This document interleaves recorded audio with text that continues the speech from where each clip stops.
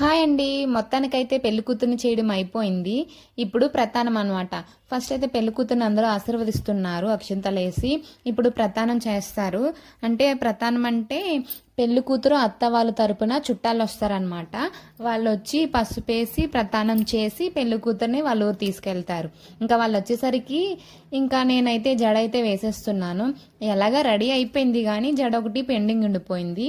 అది నేను ఇప్పుడు కంప్లీట్ చేస్తున్నాను అనమాట. అవన్నీ తీసి ఫ్రీగా వేసుకోవచ్చు కదా అనుకుంటున్నారేమో. ఏం కాదండి, ఇది పల్లెటూరు కదా, ఎవరొకరు వస్తూ ఉంటారు, అందరూ వచ్చి ఆశీర్వదిస్తారు కదా, ముందుగానే లేవదీయకూడదనేసి కూర్చొనే ఉంచమన్నారు. అందుకని ఇంక నేను ఎలాగైనా అడ్జస్ట్ అయిపోతాననేసి అలా కూర్చున్నప్పుడే జడ అయితే వేసేస్తున్నాను. ఫైనల్గా నేనైతే రెడీ చేశాను. ఎలా రెడీ చేశానో చెప్పండి. ఇప్పుడైతే మా అమ్మ వాళ్ళు కూడా ఇప్పుడే వచ్చారు. వాళ్ళకొక ఫోటో. ఇదంతా సరే కానీ నేను ఎలా రెడీ చేశానో కామెంట్ చెయ్యండి.